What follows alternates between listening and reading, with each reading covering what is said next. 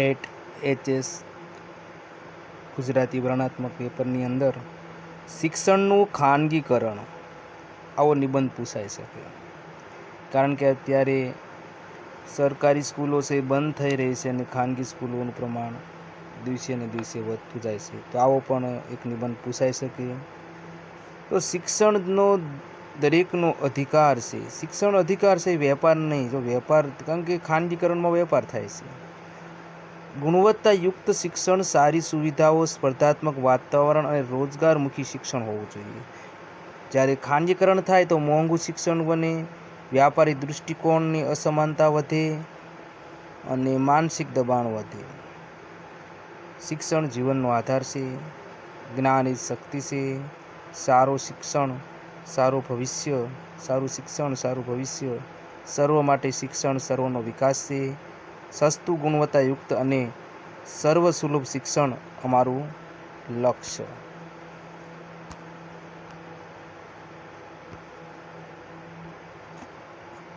તો આપણે ખાનગીકરણમાં જોઈએ અને ખાનગીકરણના લાભ અને ગેરલાભ બંને વિશે થોડીક માહિતી અહીં આપેલી છે, જોઈ શકાય છે. શિક્ષણનું ખાનગીકરણ છે એની પ્રસ્તાવના પણ સરસ મજાની છે.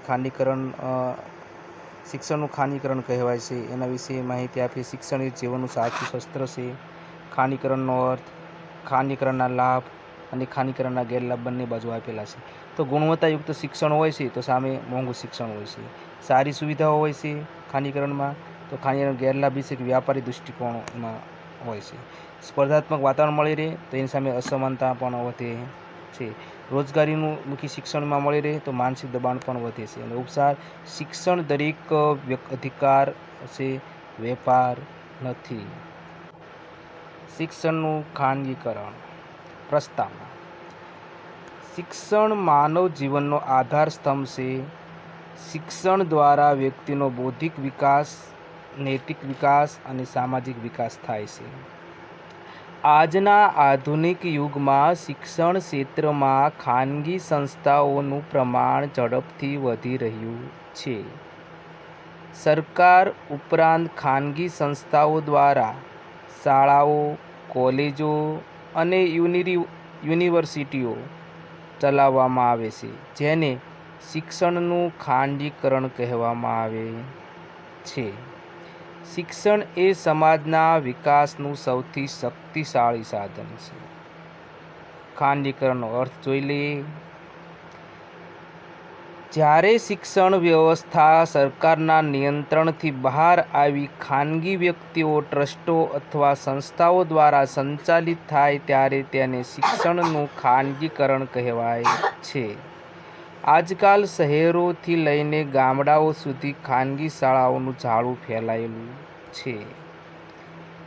ખાનગીકરણના કારણો આપણે જોઈ લઈએ તો અહીંયા 5 કારણો તો ખૂબ જ અગત્યના છે કે જેના કારણે ખાનગીકરણને અસર કરે છે. તો 5 કારણોમાં આપણે જોઈએ તો વધતી જનસંખ્યા અને શિક્ષણની માંગ. જનસંખ્યા વધી રહી છે, સામે એવું શિક્ષણ મળતું નથી. સરકારી શાળાઓમાં મર્યાદિત સુવિધાઓ હોય છે. આધુનિક શિક્ષણ પ્રત્યે લોકોનો ઝુકાવ છે. અંગ્રેજી માધ્યમ અને ટેકનોલોજી આધારિત શિક્ષણ અને રોજગારીલક્ષી અભ્યાસક્રમોની જરૂરિયાત. આને કારણે ખાનગીકરણ વધી રહ્યું છે. તો ખાનગીકરણનો લાભ પહેલો કયો આપણે જોઈ લઈએ તો ગુણવત્તાસભર શિક્ષણ મળી રહે. ખાનગી શાળાઓમાં આધુનિક પદ્ધતિથી અભ્યાસ કરાવવામાં આવે છે. સ્માર્ટ ક્લાસ, કમ્પ્યુટર લેબ અને લાઇબ્રેરી જેવી સારી સુવિધાઓ મળે છે. બીજો લાભ, સ્પર્ધાત્મક વાતાવરણ. વિદ્યાર્થીઓમાં મહેનત અને પ્રગતિ કરવાની ભાવના વિકસે છે. વિવિધ સ્પર્ધાઓ અને પ્રવૃત્તિઓ દ્વારા સર્વાંગી વિકાસ થાય છે. ત્રીજું આપણે જોઈ લઈએ, અંગ્રેજી અને ટેકનોલોજીનું જ્ઞાન. ખાનગી સંસ્થાઓમાં અંગ્રેજી ભાષા અને ડિજિટલ શિક્ષણ પર વધુ ભાર મૂકવામાં આવે છે, જે આજના સમયમાં ખૂબ ઉપયોગી છે. ત્યાર પછી આપણે જોઈ લઈએ રોજગારીની તકો. ખાનગી શિક્ષણ સંસ્થાઓમાં અનેક શિક્ષકો અને કર્મચારીઓને રોજગાર મળી રહે છે. તો અહીંયા આપણે પ્રશ્ન એવો પણ ઊભો થાય કે શું ખાનગીકરણ ન કર્યું હોત તો શું શિક્ષકોને રોજગારી ન મળી રહે? તો પણ મળી રહે. હવે ખાનગીકરણના ગેરલાભો જોઈ લઈએ તો મોંઘું શિક્ષણ. ખાનગી શાળાઓમાં ફી ખૂબ વધુ હોય છે, જેના કારણે ગરીબ અને મધ્યમ વર્ગીય પરિવારો માટે શિક્ષણ મેળવવું ખૂબ જ મુશ્કેલ બને છે. બીજો મુદ્દો જોઈ લઈએ, શિક્ષણનું વેપારીકરણ. ઘણી સંસ્થાઓમાં શિક્ષણને સેવા કરતા ધંધા તરીકે જોવે છે. પરિણામે શિક્ષણનો સાચો હેતુ પાછળ રહી જાય છે. ધંધો એટલે કે નફો, પૈસા કેટલા મળે છે એ જોવાનું, શિક્ષણ કેવું મળે છે એ જોવામાં આવતું નથી. અસમાનતા વધે છે. ધનિક બાળકોને ઉત્તમ શિક્ષણ મળે, જ્યારે ગરીબ બાળકો હોય છે એ પાછળ રહી જાય છે. એટલે જેના કારણે અસમાનતાનું પ્રબળતા વધી છે.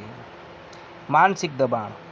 વધુ પરિણામ અને સ્પર્ધાના કારણે વિદ્યાર્થીઓ પર અભ્યાસનું દબાણ વધતું જાય છે.